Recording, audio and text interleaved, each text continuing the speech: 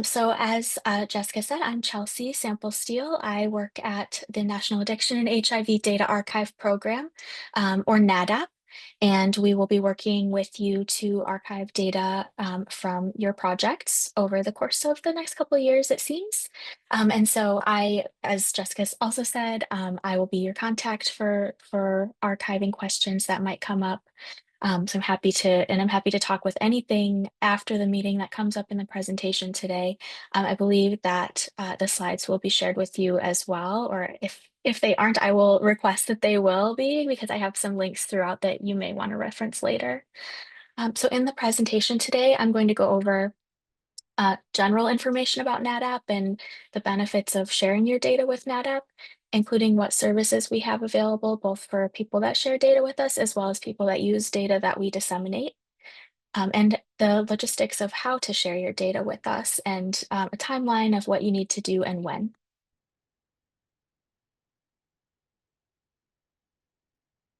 The agenda for today is first to give an overview of NAHDAP, including our staff, scope of data that we have, and services that we provide. Next, to walk you through how to share data with us, and then we'll go over a couple of additional frequently asked questions and resources that we have available.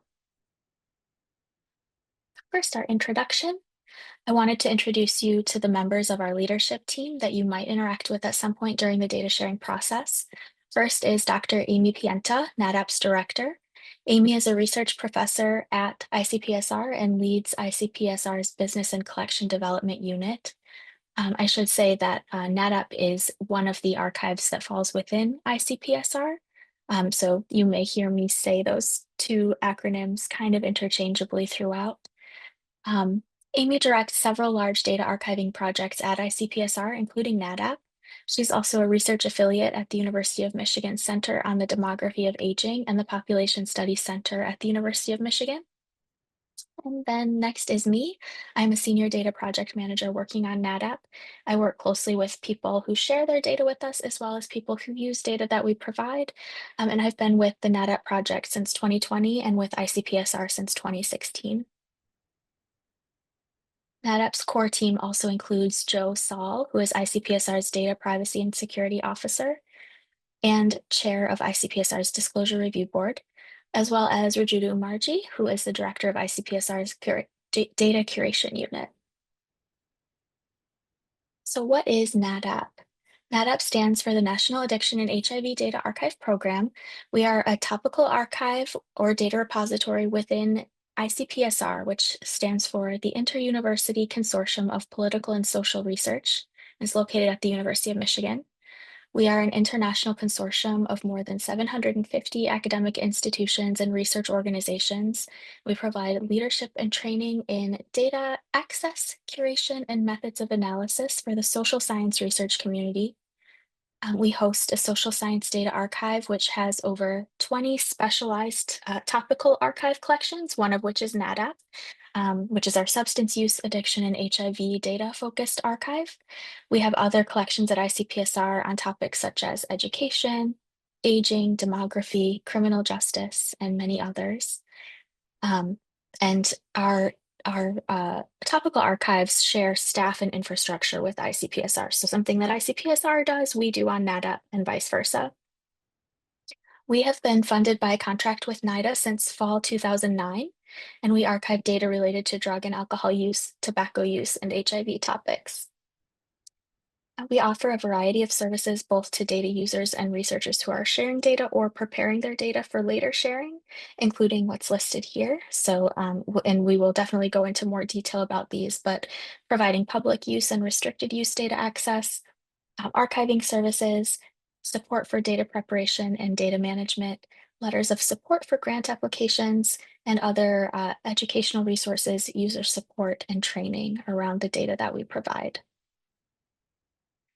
I've put a copy of our mission here, which is to facilitate research on drug addiction and HIV infection by acquiring, enhancing, preserving, and sharing data. Here, I wanted to share a link to our website as well as a snapshot of what the homepage looks like. You can see the number of resources we have available. So as of today, we have 620 studies. A study is a collection of data files, so one study may have many data files or just one. We have over 1.2 million variables indexed on the NAHDAP website and nearly 30,000 publications linked to the data that we disseminate. Of the studies that you'll find on the NAHDAP site, the most common subject terms that are tagged are drug use, demographic characteristics, tobacco use, alcohol, and youths. The NAHDAP collection includes NIDA-funded studies, but also some studies funded by other organizations and institutes. Studies including substance use components of all varieties, studies on HIV-related topics, epidemiological and observational studies, studies including biomarker data, those focused on prevention, and data from all ages and across the lifespan. We accept many types of data, including quantitative, qualitative, geospatial, video, and image data. So we have a very broad catalog and range of data that we accept. We have data that are both public use and restricted use. Public use data generally contain no identifiers and they pose a minimal disclosure risk. You can immediately download them from the NAHDAP website as long as you authenticate with ICPSR and agree to our terms of use. Restricted use data generally contain indirect identifiers which can pose a disclosure risk. In the case of these data, the documentation files, such as codebooks and user guides, if available, are usually immediately downloadable unless those also pose some kind of disclosure risk. But in order to gain access to the actual restricted use data, there's an application process involved, which I will discuss more in a little bit. In most cases, the data are from NAHDAP are free to use. There are some very few exceptions for some restricted use data, which are housed in our virtual data enclave, and there's a licensing fee associated with logging into that system. But in the very majority of cases, NAHDAP data do not have, even those license fees are not passed down to the data user. So for the vast majority of our studies that we hold, they're free to use for users. As I said, we accept a wide range of data types. If you have a data type that you're not sure about, we've linked our collection development policy here, and it goes into some information about what data types are within scope for our archive. You're also welcome to reach out to me and ask about any particular questions you have in this area. Next, I want to share some more details about the services that we provide, especially for data depositors. These will include services throughout the research lifecycle, and some of them are services you may not need for this project, but perhaps you might need them for future projects. So I'll try to not spend too much time on them because you know you might not need them right now, but the information is here for the future as well. So we provide support for pre-deposit activities even as early as the proposal phase.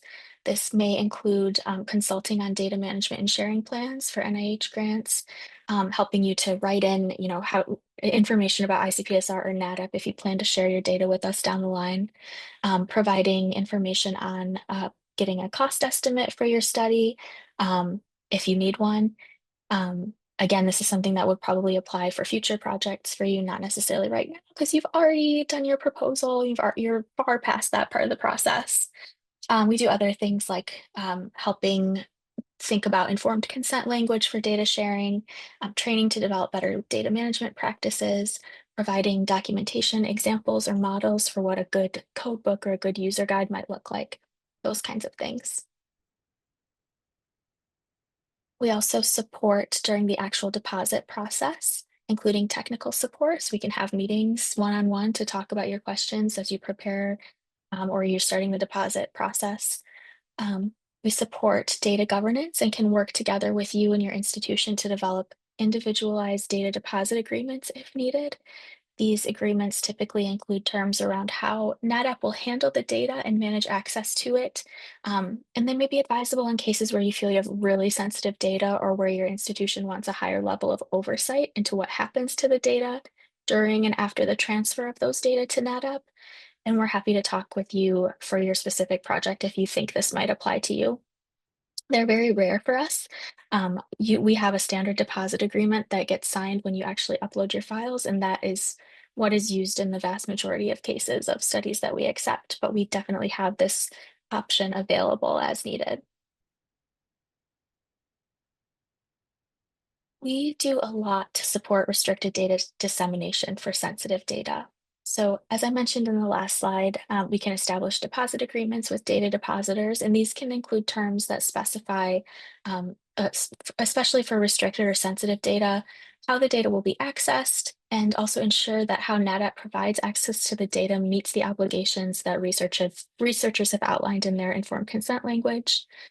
We manage access to restricted use data through an application system, which includes a restricted data use agreement or RDUA. And this includes monitoring compliance with the RDUA and addressing any data violations of that document and the terms therein. We offer multiple methods of access to restricted data, typically dependent on the level of sensitivity of those data. So we have an option for secure download, usually reserved for still restricted data, but like maybe the less sensitive versions of those data, whereby approved users would receive a secure link to download the data to their own device. We have a virtual data enclave where approved users actually access the data through a desktop connection to the ICPSR server. And we also have an on-site physical data enclave where approved users would travel to our offices in Ann Arbor, Michigan to access those data on site. In these latter two options, the virtual data enclave and the physical data enclave, data users are restricted from moving files to their own machines. They have no internet access or ability to use removable media ports. And any output they would like to remove from those environments must be reviewed and approved by ICPSR staff before they can be removed. Finally, we also have a disclosure review board at ICPSR, which helps to ensure privacy and confidentiality of research participants and also addresses any disclosure concerns that may arise during dissemination and use of the data. I want to share more detail about the restricted data application process so you can get an idea of what someone who wants to access sensitive data needs to provide before they can be approved to do so. So the application components include, as I said before, a restricted data use agreement. This document is an agreement between our institution, the University of Michigan, and the applicant's institution. It's signed by the investigator of the research team who's applying to access the data, as well as a representative of their institution who is authorized to sign contracts on behalf of their institution. We also require documentation of IRB approval or exemption for the proposed research project, a confidential data security plan, which describes both the electronic and physical security requirements for proper handling of the restricted data. The research team applying for access to the data must have a PI with a terminal degree, and all research team members that are within that same research team application must be at the same institution as the PI so that they're all covered under that restricted data use agreement, which has been signed by that institution. A research description describing the proposed project and why the restricted data are needed. Confidentiality pledges from all research team members. And then some studies have additional requirements, such as the research team's PI needing prior experience with restricted or sensitive data. They have to demonstrate that experience. Some require additional trainings for accessing data via a particular secure data environment or other additional approvals or documentation on a per study basis. This is a snapshot of some of the additional security requirements that applicants must agree to in their data security plans as part of their application. So these ones are specific to secure download, but most of them also apply to our more sensitive environments, our VDE and physical enclave data. So for example, special computer configurations must be set and the location of the device or the machine where data are stored must be in a location that no one except the approved research staff can access it. Malware and virus protection are installed and kept up to date to prevent compromising the data. Protections against loss and theft are implemented. Backup of the restricted use files and other project files is not permitted. Uh, and there are requirements for adherence to other protocols that we require, such as completing an annual report describing how you've used the data, ensuring that all staff on the team are following the security protocols, and renewing or terminating the data use agreement when the data are no longer needed. At the end of the project, the user must complete the end of project requirements, such as destroying all of the restricted use files and submitting a notarized affidavit attesting that this was done. In addition to the standard security requirements described on the previous slide, the virtual data enclave, again, which has our more sensitive data, has additional security requirements. Um, so regarding physical security, the computer has to be located in a location where the monitor is not visible out of doorways or windows. Additional IT security requirements include password protection, screensavers, and other things that are standard. Um, no login and password sharing, for example. And then VDE users are restricted from sharing information from within the VDE unless it has been reviewed and approved by NAHDAP staff. If they do so, this would be a violation of their restricted data use agreement, and there would be potential sanctions for doing so. So I just shared a lot of information about restricted data, and some of it's very in depth. And I wanted to do this because I know that the data that you're sharing is very sensitive in nature. And so now I just want to make sure that you have this information and know that we take this very seriously. We have a lot of experience with sensitive data. Um, and we have a lot of processes in place to make sure that they're safe and not handled in ways that they shouldn't be. So I wanted to share a couple of examples of um, studies that we have that are very sensitive that may have some additional requirements around them, or just additional considerations that we keep in mind when we're reviewing applications. So, for example, we have data on Head Start in American Indian and Alaska Native populations, which has additional approval requirements in place beyond the ones I've described, in order to allow for a tribal oversight of who gets access to those data, for example. Another example in our physical enclave, which again is really reserved for very sensitive data or data that come with a high risk of harm if identification were to ever occur. We have data on prisoners who have experienced sexual assault in prison. And so those data have not only very sensitive information, of course, but carry with them a very high risk of harm to individuals if they happen to be re-identified.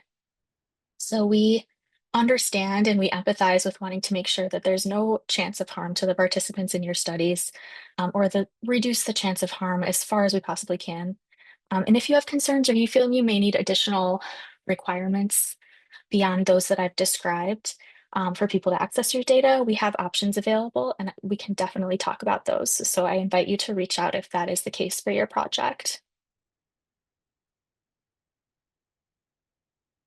All right, moving on to data curation. So this is what we do a lot of. We have a lot of services around data curation. I have only listed a few here, but they include providing a processing plan, disclosure review and mitigating disclosure risk, enhancing and standardizing data and documentation where necessary, preparing an enhanced code book for every study, for every data set, excuse me, doing a quality review to ensure usability, providing data in multiple dissemination formats to ensure maximum accessibility to the most people, and assignment of a persistent identifier so your data are perpetually available. We also provide options for measuring data impact and use for the data that we disseminate. So, for example, on the study webpage of each study we release, there is an area with usage statistics and number of publications that have used the data. There's also a DOI for each study and a recommended citation for each study, which allows people who've used your data to more easily give you attribution for the work that you've done. Finally, we do a lot in the areas of outreach, training, and user support. We do a lot of outreach around the data we have, including social media, conferences, and other promotions. We train people on a variety of topics, including data management, methodology, and data use, including some trainings on specific data collections. We also provide a lot of technical assistance through our user support channels for data users, data providers, and others who get in touch with us. Okay, so now that you know about our services and have an overview, I want to give you some practical information about how you will go about sharing your data with us when the time comes. So there are 5 main steps for sharing your data with NetApp, some of which you've already done. First is contacting NAHDAP about your project, preparing your data for archiving, depositing your data, being available for follow-up questions, and then seeing as the data are released. So step one is contacting NAHDAP about your project, and you've already done this. The earlier, the better. And the bottom line, especially for this group, is that this allows us to anticipate the project's data sharing timeline, the deadlines that you have associated with data sharing needs, and this allows us to allocate our resources accordingly. There are a number of other benefits to doing this early if you were on a different project in the future or if you were much earlier in your timeline that are listed here, but this is sort of, you are beyond this stage, so I will move on. Step two is to prepare your data and other files for archiving. This includes ensuring you're using our preferred file formats, ensuring files are de-identified, at least with removal of direct identifiers prior to archiving, ensuring your files are clean and complete, all of the variable elements are included, missing data is addressed to the best of your knowledge, and gathering necessary documentation files to include with your deposit. I've included a link to a data preparation guide at the very end of this presentation that will be helpful for anybody preparing data for sharing with anyone, not just with ICPSR. Here are the elements that we'd like to see in your deposit. The first three are required and the others are nice to have. So first is a final version of each data set generated during the project, including scale or other derived variables that were created for published analyses. We prefer that you provide these in SPSS, SAS, Stata, or R formats with all of the variable and value names and labels embedded directly within the files. So sometimes people give us CSV files, which we can work with. We can, especially if someone's in a bind, we can work with CSV files if we have the appropriate documentation that go along with them. But the problem with CSV files is that it requires a lot of work to make them very easily understandable to another person. To be able to use them in SPSS, for example, with all of the labels embedded, that requires a lot of work from our team as opposed to the research team. On like if we don't embed those variable elements in the file, the end user is going to have to do so. And so our goal is to make the best product for the end user. So that's why we really prefer providing it in one of these formats with all those variable elements embedded within the files. Also providing codebooks listing the variable names, labels, and missing value designations. User guide, manual, or other metadata documentation, such as research articles that describe your methodology and your data collection protocols. And then the other things listed here would be nice if you have them, but are not required. So programming code that would be necessary to reproduce your constructed measures or instructions on how somebody could calculate the measures if that's applicable for your project. Information on how to link and merge files. A blank copy of each data collection instrument that has the question text associated with each variable is very helpful. IRB approval or consent forms. We will review them if we receive them. We also, we trust that you know if you're able to share your data based on the information in those documents, but we will review them if we receive them as well. And then an inventory of the files you deposited along with just like a short sentence describing what is that file. So that is all of those things would be nice to have, but are not required, the first three being required. And once you have all of your files in order, you will be able to deposit them on our online deposit form on our website. So deposits are made online to this form, and you don't have to do it all in one sitting. You can save your work and come back to it later. You'll be able to upload your files directly to the form and then fill in the metadata fields that are included in the form. There are only a couple fields that are required, but the others are optional.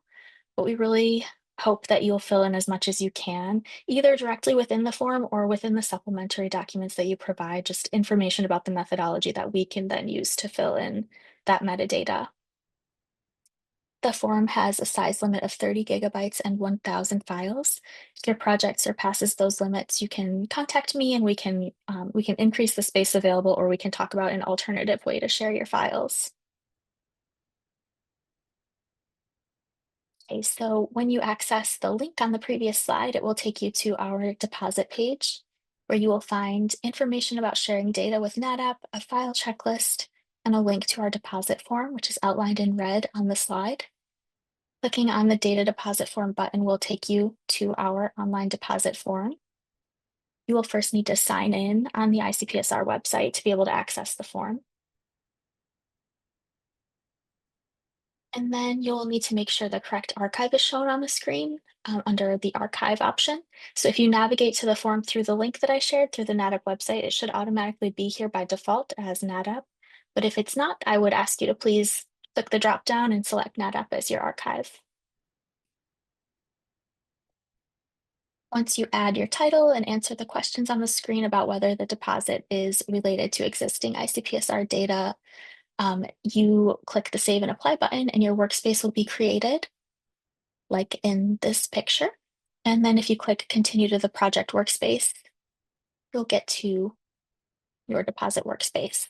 This is what it looks like before you've started filling things out. There were a couple of areas that I wanted to draw your attention to. So toward the top of the page, right under the project title, there's a button to upload your files. You can create a folder structure within the workspace, or you can upload a zip file that has your folder, all of your files and your folder structure already developed. So this is where you'll upload all of your data and documentation files for your project. Under the project description section, you'll find that this is where the metadata fields begin, and you can fill out as much as possible for your project. The principal investigators and the summary fields are required. And on the right-hand side, there's a underneath the blue button, there's a share project button that allows you to add collaborators if you need to. So you can add other people on your team that need access to the form if you need someone else to fill out the metadata or to upload the files. And when you finished uploading all the files and filling in the metadata, you can click the Submit to ICPSR button.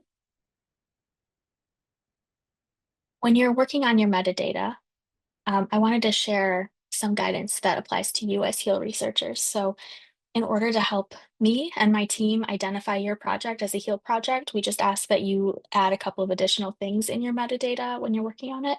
So first, probably the most important is just to make sure you identify your funding source and your grant number. There's a funding sources field in the deposit form. Including HEAL as a subject term is a quick way for us to quickly identify it as a HEAL project.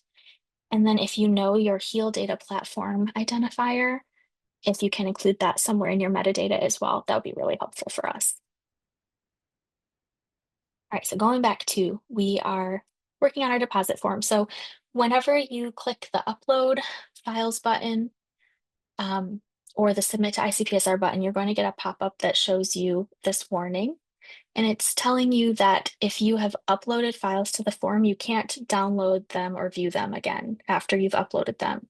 This is due to the security requirements that allow this form to be FSMA moderate compliant. So just be very careful when you're uploading the files that you know which versions you're working with that you've uploaded, so that if you need to confirm at a later date which version you've sent us, you have you know what they are just by looking at the names of the files, because you won't actually be able to view them again. Obviously, if there are extenuating circumstances where you need us to send you something that you submitted, we can definitely do that. But you know, just to be aware that this is an issue. Okay, so after you've clicked your submit button, what follows is a summary page. And then once you've approved everything on the summary page, you can click the next Proceed to Submit button. There will be an additional pop-up screen with some questions about whether there is confidential information in your deposit, whether there's any copyrighted information in your deposit, and then there's a deposit agreement here. This is our standard deposit agreement that you can review and sign using one of the attestation methods listed here. And finally, you'll click the final Submit Data button at the end, and that is when you will officially submit your deposit.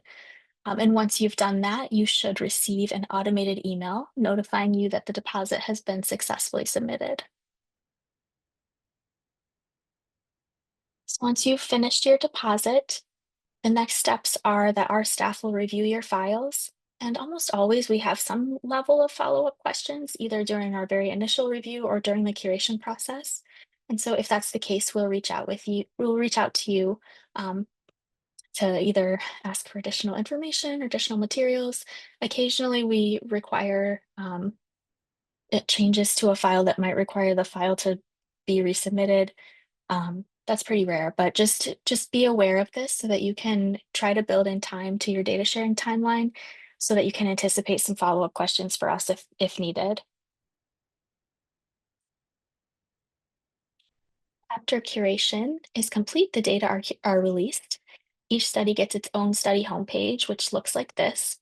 And I've highlighted where you can find both the DOI and some usage statistics information. You can follow along with the usage statistics over time, and you can pull up a more detailed usage report um, in those links listed there to see if you want to look at different time periods, how your data are being used over time. Okay. NAHDAP and ICPSR have collaborated with the HEAL platform to ensure that HEAL data released via NAHDAP are discoverable and accessible on that platform as well. So public use data released via NAHDAP will be available for HEAL platform users to access through the platform. And potentially in the future, restricted use data, although at this time that's still a future goal and has not been implemented at this time. So this will further increase discoverability of your data. Okay, so there are just a couple of questions I get asked frequently that I want to address, and then we can have your Q&A session. So first, how much data preparation and processing is managed by the research team versus by NAHDAP? I would say it is best for the data to be as near to completion and as good of quality when they come to us as you can get them. So we recommend the research team clean and prepare the files prior to depositing them at NAHDAP. Um, this will reduce the amount of time from when you share the data with us to when they're released, and also will definitely reduce the amount of follow-ups that we have with your team. What if I used copyrighted instruments? If you did, there is a place in the form where you can indicate so that there's copyrighted material in your deposit. To avoid copyright issues, we have a couple recommendations. So within your data files, using comprehensive variable labels, but not the full question text from the copyrighted instrument. And then in your project documentation, if you can indicate which portions of the data, including which variables, are from copyrighted instruments, and then provide a link to those instruments where someone else could go access that instrument themselves, that would be very helpful for end users. Okay, and how long does it take for my data to be curated? Unfortunately, the curation time varies, as you probably expected, based on how much data you've provided, the data types, the quantity, or excuse me, the quality, how complete it is at the time we receive it, and the size of our curation queue at any given time. The process can take anywhere from 4 to 12 or more weeks, calendar weeks. So if you have a deadline, please let us know as soon as you can. It's best to just, if we know that you have a deadline coming up, to be able to plan our time accordingly and move things around to fit it in, as opposed to we didn't know you had a deadline and now your deadline's approaching and you're reaching out and we may not be able to meet it. So just let us know as soon as you know. All right, so here is, as I mentioned earlier, a list of resources that you may want to visit later. We have here a link to our deposit page, which I talked about earlier, that guide to social science data and preparation and archiving, which is a great resource to preparing data for sharing more broadly. It also includes the information I shared on our preferred file formats. You can find that information in there. We have a guide to sharing qualitative data, including some suggestions for disclosure remediation. Um, we have a page on sharing NIH data, which you may not need for this project, but may be helpful in future projects. So there's information on a template. We have a template data management and sharing plan that you could start with, some information about requesting a cost estimate, and some other information about NIH specific data. And then, as I linked earlier in the presentation, a copy of ICPSR's collection development policy as well. Here is our contact information, and I am happy to answer your questions.